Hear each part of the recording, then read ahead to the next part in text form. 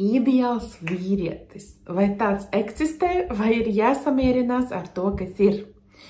Ideāls vīrietis eksistē, teikšu uzreiz. Bet katrai sievietei tas ideāls vīrietis ir pavisam kaut kas cits, ko viņa saprot ar šo vārdu ideāls.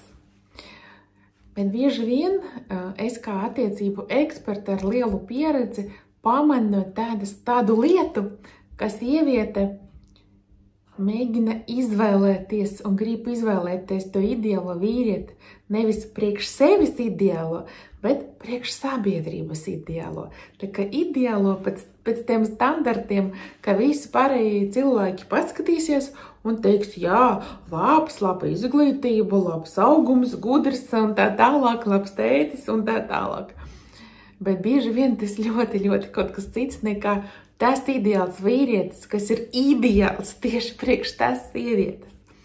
Tāpēc, lai noteiktu, kurš tad vīrietis būs ideāls priekš tevis, vajag izmest miskastē visus tas garus sārakstus, kur uzrakstīts tāds, ar augstu atbildības sajūtu, pelna tik, nepīpē un tā tālāk. Vat visus tos sārakstus var izmest miskastē un vienkārši sākt tikties ar vīriešiem, jāsāk iet uz viņam ar randiņiem, jāpiereģistrējas iepazīšanas portālos, jāsāk komunicēt, mīdarboties ar vīriešu pasauli un jāvēro sevi. Tajā visā komunikācijā jāvēro sevi, kā es jūtos. Un tad, kad vīrietis tā ar mani runā, kā es jūtos, man labi, man patīk, es sev patīku. Ja jā, super, der, ejam tālāk. Un tād šīs randiņš man patīk, nevis randiņš, bet es sev tajā randiņā patiku. Manas sajūtas man patīk. Ja jā, ok, ejam tālāk. Un ideāls vīrietis būs tas, kuram blakus tu sev patiksi.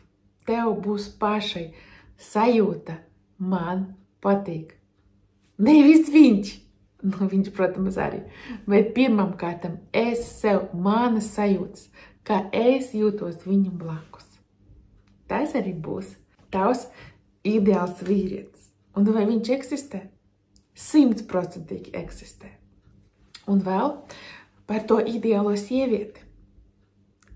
Bieži vien sieviete domā, ka man vajag būt tādai ideālai, šādi izskatīties, šādi būt saimniecei, gatavot un tā. Stop. Atkal, tu gribi būt ideālā sieviete priekš sabiedrības. Bet